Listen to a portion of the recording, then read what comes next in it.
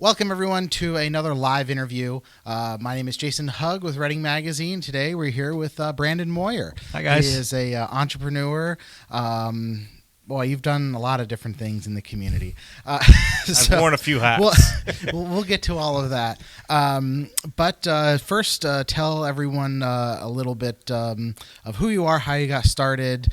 You have a little. You've worked with Disney, and then you started your own cleaning business, Empire now, with a lot of things you've done. So just kind of let's start with Disney. Tell me about your experience at Disney. Not everyone gets to go down and work for Disney. Yes, I worked for the Walt Disney World Company in 2008 after graduating from Governor Mifflin. Okay. It was the college program that they offer students who don't know what they want to do with their life after high school. So why not work for Disney? Yeah, why not? It's the happiest place in the world. So I did the college program and met a lot of awesome people from around the world. Met a few celebrities. Okay. My role was public areas and housekeeping inside the Walt Disney World Contemporary Resort, which is one of their most famous resorts. So I've worked there for about 3.5, 4 years. Worked in over 12 hotels on their property. Oh, wow. So I definitely got the hospitality experience, as one would think, working for Disney. Okay. And then after that, I left Disney and I moved on to Nickelodeon Suites Resort as a housekeeping supervisor. Oh, okay.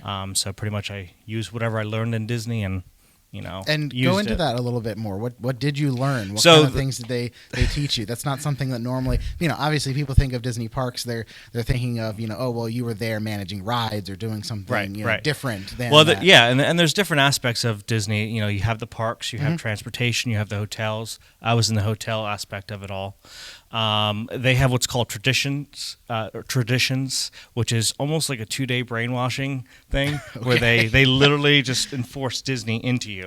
I mean, nonstop for 8 hours. The mouse. It's the cheese, but I mean they teach you the courtesy. How to be respectful to guests. Always, smile. Even if you're having a bad day, they don't want that there. Right. As soon as you walk on stage, which is what they call an open guest views on stage, you got to put that smile on and, be helpful in any way you can. And other companies worldwide go to Disney to see how this is done because they want to implement that in their business. So I implement that in my business naturally, just because it's what I know. Because you were brainwashed. Well, yeah, I was, brainwashed, and I'm passing that on. But yeah, it's, sometimes it's difficult. What was the day-to-day like? I know everything's kind of different. You were at different properties, but generally speaking. Well, sometimes my days started at the pool at 5 a.m. Okay. I was a pool boy. We were washing the decks, ensuring all the tables and the chairs were neatly brewed for guests to enjoy. Made sure there's towels on them. That was one day. The next day, I'm up in the middle of the concourse, is where they call it, where it's the open atrium of the entire hotel where the monorails go through. Okay, yeah. I would be doing trash there, cleaning bathrooms, talking to guests. In fact, it was actually one of the coolest jobs to have because you didn't have a boss over you. You got to interact with guests and speak with them throughout the entire world from where they're coming from. It's just an amazing experience. Wow. Yeah, and let alone, that hotel that I worked at, the Contemporary, very popular for celebrities to vacation, like Brendan Fraser. He stars in The Mummy. I got to meet him and his entire family on the beach. Oh, really? Yep. And it was ironic because I was just watching The Mummy the night before, and I had told him about it. But you're hip. I had that moment, yes. So it was very interesting. I got to meet President Obama as well and his Secret Service in the green room area. Oh, wow. That was an experience. Yeah, I bet. It was crazy. So things like that. I mean, even though I wasn't making a lot of money at the time. Oh, it's more experience. It's the experience that you can't pay for. I mean, it's just world renowned, and that's why I carried that over to my business. Wow. So how do you go from that to coming back here to? I good tell old you what, Branden, I was in Pennsylvania? Florida for 6.5 years, finally kind of getting used to the life down there. And financially, I was It's a just little bit like, different, a little bit warmer. a little bit. My first Christmas was 88 degrees. Oh, wow. So it was interesting for that take, but I wasn't fully adapted down there. It was a big culture shock from a small community up here with Reading down to Orlando that gets 52 million people a year. Yeah, right. So it's a huge, huge change. But I made the decision, to come back up here, take what I've learned. Pretty much I used that as my college experience for 4 or 5 years that I was down there, and brought it back up. I had $1,000 in my pocket. I took the train up, and I said, you know what? I'm going to try something I've never done before. And that's start my own cleaning business. Okay. I had the cleaning experience from Disney. Right. It's what I knew. Hospitality. Why not? So that's what I did in 2014. And So what was the first year like? What are you doing? First year, because you're starting to do all this. You kind of think as an entrepreneur, you're like, all right, well, I got to lay the groundwork. I got to build up business, get up clients. But what are you doing? Your first year. Well, first year, you really don't know what you're doing. That's the beauty of this whole thing. Okay. You learn as you go. However, luckily, I had a connection in a government agency up here that got us into one of their buildings as my first contract here in Reading. And, it paid as much as I was making down at Disney, and I worked 90% less the hours. So it was nice to know that I could make the same amount of money with less work. So it opened up an opportunity of, okay, well, now that I can do this, what else can I do with this business? How else can I develop? And that got you into commercial cleaning. Correct. Yep. Commercial cleaning was really the first part I even got into. Okay. When I was coming up here, or actually before I came up here, I had a whole box full of flyers already made and a website already designed. So when I came back up here, I can just go out and start selling, putting things out. And luckily it paid off. I got a couple houses here and there, still maintaining that commercial client. So it slowly built up, and then all of a sudden I lost the commercial client to another cleaner. Oh. Yeah, within 3 months. Oh, wow. And then I realized what business can really be early on. Yeah. So now I took took the other side of it too. Right. Yeah, okay. Yep. So it can be scary. I didn't have a house that's to pay something for. that not a lot of people, not that they don't talk about, but when you think of you had all these ideas of launching your own business, you want to get things going, and then suddenly, things aren't going the way you think they're supposed to go, because everyone tells you they're supposed to go up, everything's going to be great, as you own your own business now, but that's obviously you think you're a big shot. It's like, all right, I'm 24 years old, I own my own cleaning company, the rug gets lifted from underneath you real quick. Life is scary being an entrepreneur. You don't know what your day-to-day is going to be like, which is kind of adventurous for me. People like to be in that comfortable bubble, 9 to 5 job, coming home, being with their family, and then knowing what tomorrow is going to bring. To me, life's too short. And I want to, divulge in that adventurous mode all the time. So, for everyone who's watching and thinking about starting their own business, just know it has to be adventurous because your day-to-day is not going to be the same. So, take it from me, But, as time went on, I had a little bit more money saved up. I started doing advertising. Social media is huge. So that really helped. Yeah. Oh, yeah. Yep. Even 6 years ago, social media was still, a huge presence. Flyers again. But really, Berks County is so unique that a lot of people talk to each other. And word of mouth really helped my business in the beginning. Oh, okay. It was, I believe, word of mouth was the top advertiser, if you will, for starting this business and having it constantly move forward. My dad went to the doctor, and he actually spoke to the doctor himself and said, "Hey, my son just opened up a cleaning company. Do you have any need for that?" And believe it or not, they had a need for it, and we were with them for 2.5 years. So really, it's just a matter of asking, getting that out there, and telling people what you do, and just offering, say, "Hey, how can I help you, and what can I do?" And make sure your family gets on it, because I give people $25 per referrals for homes, and $50 per referral fees for businesses. So they get a little piece of the pie, and then you get the whole thing, with business. So I think it's very important for your family to be involved in this, because they want to see you succeed. And if they can help with that, they'll want to. So now you have a lot more employees, and it didn't start that way. No, of course. Obviously. So how do you go from having just you to now having how many employees now? 20. So that's obviously that's much different management-wise, because you're not doing everything yourself. Go through a little bit about how you manage that now, how that started, and where you got. Sure. So let me first start off saying, with my business, I had been working with my cousin Lindsay, who runs the business now. 16 to 17 hours a day. Just her and I, knocking buildings out, houses. We would wake up when the sun is about to just peek over the horizon, and then come home when the birds are still chirping. There's a lot of hard work. There's a lot of hard work. I mean, you got to work it in order to understand your business. So once that became an everyday thing for us, we decided, okay, we need some help. If we want to grow this into a company, not a job, but a company, we need help. So I started removing myself back from cleaning and started selling more until we found some people.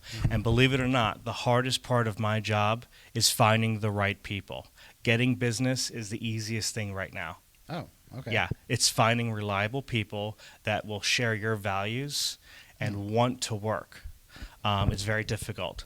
We have gone through 6 to 10 people for one building in a month before you find the one person that stays. Oh wow. Yeah. Okay. So you've found a different issue, I guess. Yes. Than you thought early on starting the business. Right. You would have thought that people would want to work, but believe it or not, it's difficult to find. And I know a lot of business owners who are probably watching this right now are thinking the same things. Like, yep, he's right. It's the most difficult thing, and that could lead to a lot of business closures, because you can't keep up with the demand, because you don't have the employees to work it. As business owners, we work it 24/7. We never have a day off. But I decided to go from having a job to creating a company back in 2019, early 2019, when I met with another cleaning company owner who's here in Berks County, who owned Sweep, Sparkle, and Shine. He proposed to me buying his commercial and residential cleaning company that had a couple government contracts attached to it as well. So that was then taking your business to a different level. That was taking it to the level where I had wanted to dream of that for so long, and it was scary, being approached by someone that recognized our company that we've worked so hard to reach, and it was an interesting meeting. It went well. The details were hashed out. In fact, they're still being hashed out, even though the deal was done. It's just business is complex like that, So, but actually in August of 2019, we signed to buy the Sweep, Sparkle, and Shine division. Oh wow! And we obtained, I think it was 10 more employees that we had, not had. So that must be different too, because now those aren't people that you directly hired. You're bringing them into the system as well. Yeah, and I will tell you the meeting, the first day of meeting these new employees, it was not. It didn't go over well. Oh, okay. Because people don't like change. Well, yeah. And no one likes change. No. I mean, I love change, because change is opportunity for me.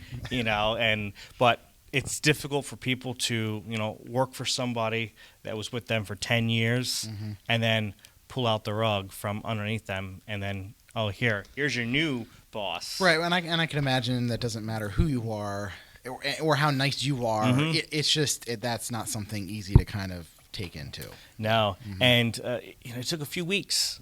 It wasn't just like, hey, I'm your new boss. Nice to meet you. No, it took a few weeks. Wow.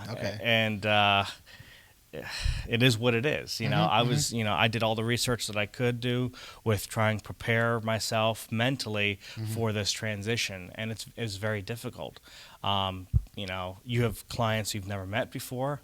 Matter of fact, I had clients of his before this whole thing went down that I still have clients. So I took clients from him before this entire deal even went on. Oh, okay. So it was interesting to know that dynamic, that some of my clients know of this other business, and they left for a reason. And right. So it's interesting to know the dynamic. Now they're one company, so right. How do you, right. Okay. So it was very interesting. So we are doing over $500,000 in revenue a year now. So from $1,000 in investment back in 2014, just dumb luck, really, down to a lot of hard work. It sounds and hard like. work, yes. But I know what you mean. But you got to make your own luck with it. You're talking 16-hour, 17-hour days in the beginning, stuff like that. That's not easy either. And you're talking about for years. I don't think people quite always understand that when you say that was what we did for a few years before any of the big, you have big numbers, you're doing great. That's one thing. But for people to understand how the dedication that takes in the early. It's always easy to say, "Oh, look where I got." Yeah. But when you're doing that, that's the hardest kind of thing to kind of push and to keep doing because it's going to get better.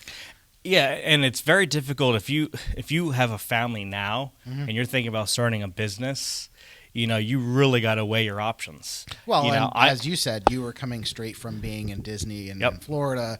You didn't have a family then. Yep. Any of that. So it's a little bit easier. And I have no kids. I just got married almost 2 years ago, and right now the business is my kid. It needs everything that I can give it. So if you're thinking about starting a business and you have a family, you want to think twice about can you really sacrifice enough time and money to really focus on that business? Because I will tell you, it is a parasite on your life. It will suck everything out. And a common misconception with small business owners, we have a lot of money. We can afford the luxury. If we go on a vacation, our employees will look at us like, well, wait, you can't go on a vacation. You have to stay here and stuff. We try to get out as much as possible. But, small business owners, we don't have a lot of money. I haven't been paid for my company in over 5 years. So if you can afford to not be paid, go ahead and do it. Start now. But if you can't, I think you have to weigh that option. Is like, is it really for me? And a lot of people will make that mistake and go full force right off the bat for the first year, and then get exhausted and tired.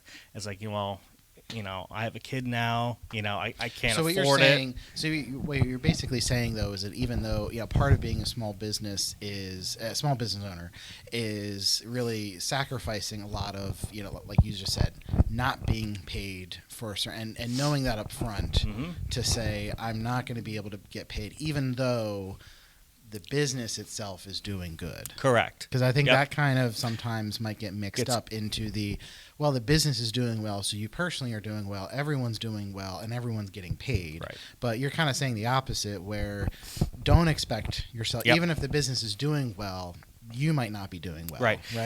And don't expect the paycheck. And if you think you can pay yourself, put it right back in the business. Don't take that check. Okay. That's what I did. I can pay myself, but I refuse to because my business isn't where I want it to be yet. Okay. Until it is, I won't take money from it as to pay myself.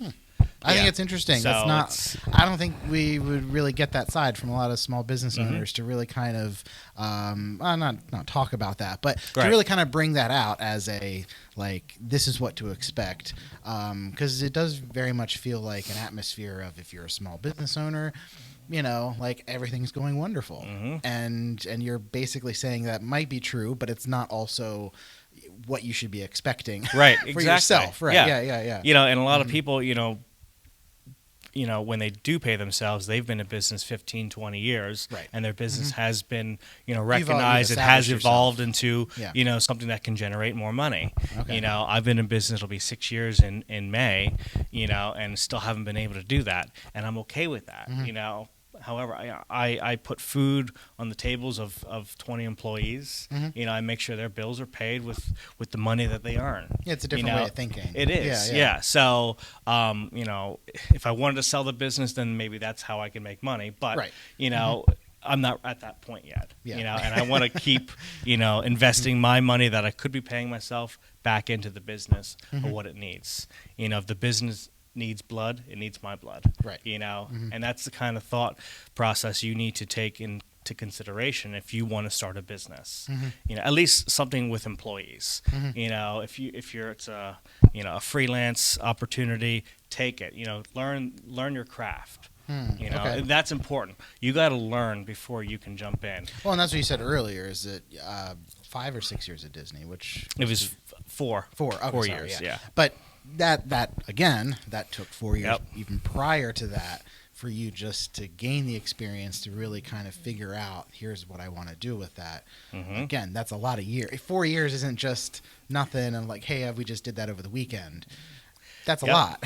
And I want to let people know too, with this minimum wage hike that people are talking about with companies, doing $15 an hour, that would destroy a business like me, without a question. Okay. Our clients in the market aren't paying enough for that.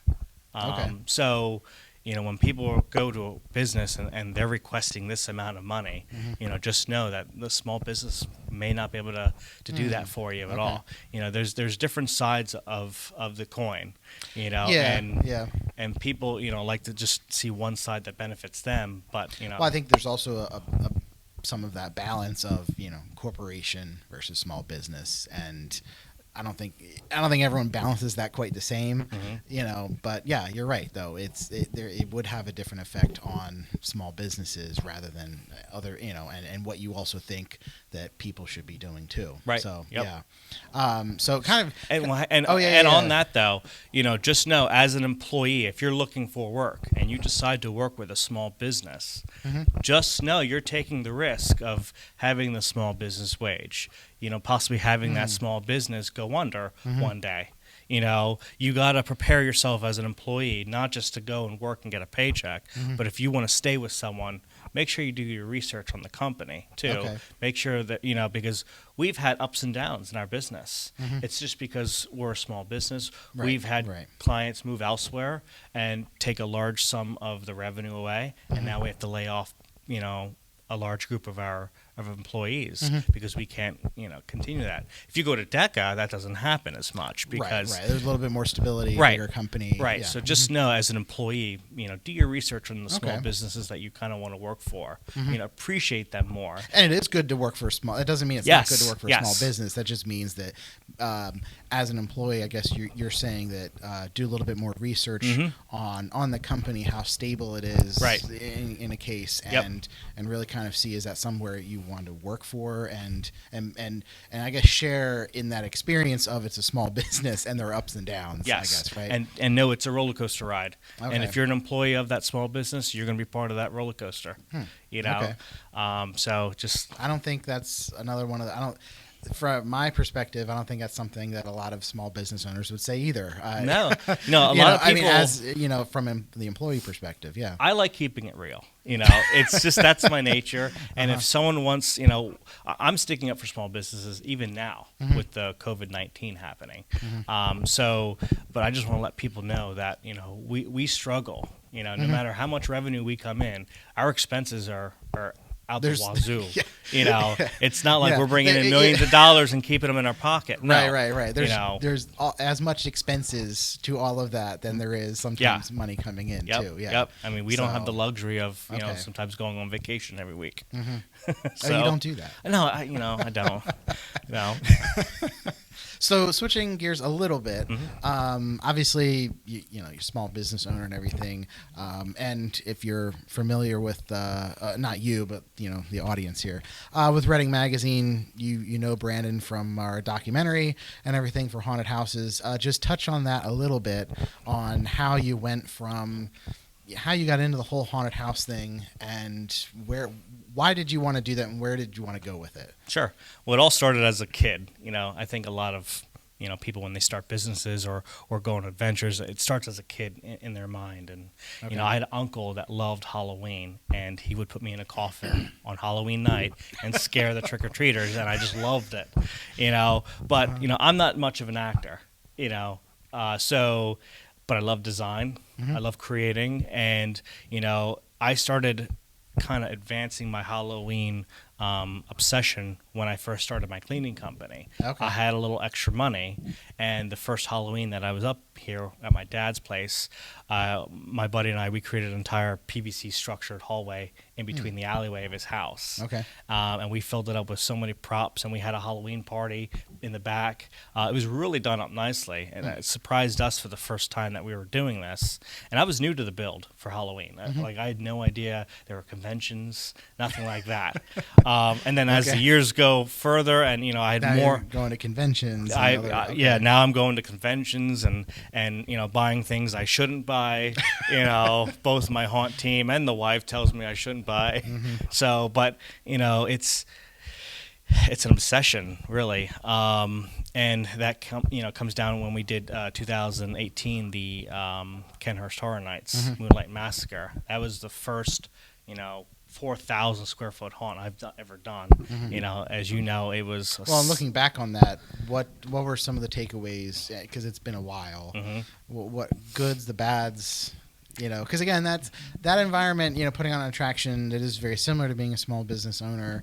I mean, it's very wrapped into an attraction, of course, but there's a lot of moving parts. Well, yeah, and there is. You can kind of compare it to a small business. However, it's in a whole different ball game. First off, there's construction. I don't have a degree in construction or experience in construction. There is managing people I can do. Hiring actors. If I can't act, how am I supposed to hire? So that's why I brought in people that have been in the industry for a while to help me along with that. That was something I couldn't do by myself.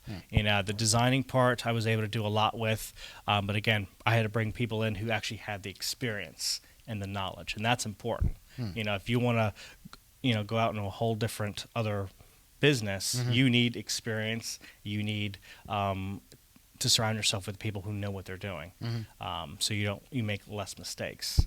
I kind of found that out the hard way halfway through it. Buying things I really didn't need. Because I'm so excited. You know what I mean? So, but constructing a haunt is no joke. It's pretty much building a house essentially, or a structure. Did you think of it that way when you started that idea? I didn't. I thought it would be a little simpler than Okay. that. Okay. But with weather was a huge thing because it was an outside haunt. Yeah. There was I think that was the year that we broke the record for the amount of rain that we had in Berks County. I think it was like 60 inches or something crazy. There was a lot of struggle there. It was the first time I ever had to, besides starting my other business, work so many hours on top of my cleaning company for months straight. I mean, and that was the year. Yeah, because it wasn't just a weekend of building. No, That it was was 5-6 months of building at least. And on top of that, That's I a got big married commitment, that too. same year. So why not So tack you on? plan this, plan that, and Yeah, it was a nightmare. 2018. It was. I mean, it fits the theme, I guess. But I think it was a really good experience. It was difficult, finding people, having people stay, of course, with the actors. But it was a really neat way to transition into another And business just do something setting. different, I guess. Right? Yeah. Okay. Yeah, absolutely. And it's okay to do something different, but you got to make sure the main business is taken care of and making money, and so before you start doing other things, make sure your focus is on that main business of yours, and make sure that's strong. But it was a lot of fun, as you know. Yes. And you have other plans for the future too. Yep. Well, currently, right now, the COVID-19 kind of slowed things down a little bit. Well, besides that, though, we have we're partnering up with a property. I wasn't specific, but it's mostly you're looking to do things differently in the future and kind of expand on that too. Right. Because I know last year you did not do a haunted house. Yeah, I took a break from it all. Okay. Yeah, well, it was a well-needed break. Yeah. But you are looking to do something bigger and better and try out new things then, I guess, right? Okay. Yep, that is correct. Yeah. Always willing to try new things and seeing how far I can go. That's what I like to do. And recently you were just elected well, it was elected? Yeah, no, or just I threw my hat into the campaign for the 127th district House seat. Oh no, well, okay, yeah, that. but not that, but for Kenhurst, right? In your own community, the zoning board. Yep. Okay. You were elected, right, or appointed? Appointed. Okay. Yeah. So, but why get into zoning? Where is that? Just generally, I think is it because you just wanted to do more for your community? That's it. Okay. Yep. I wanted to have another stepping stone to do more things for the community and learn. Okay. I'm always wanting to learn new things about our community, our world, what we can do as an entrepreneur. That's just the nature of us. We want to seek more information and just eat up as much as we can. So it's important for you to get involved in the borough somewhere in that capacity. Okay. That's correct. Okay. And just generally, how's that experience going? Well, it's slow on that end. Okay. Kenhurst is a very small, community compared to Reading, but we did have our first, case. It was interesting, to see and learn what goes on, and also getting the feedback from the person that is, requesting a certain change in the zone. But it's been an interesting ride. I enjoy it. That's something good. Yeah, and definitely. All right, cool. It's another level that I like to reach if I can. Okay. And because I have nothing else to do, right? Oh yeah, cleaning business, haunted houses, and politics now. Politics now. Okay. That's really. So why get into putting your hat in the ring for the 127th district seat? Reading needs a change. Okay. Our community, is suffering. I'm for business growth, and that's what I like to bring to Reading. The lack of businesses is a problem in this area. Okay. And for me, with the experience that I have, turning $1,000 investment into over $500,000 of revenue in 5 years. That sort of knowledge, it takes a long time to develop, and I like to apply that to Reading and help us get out of the Act 47.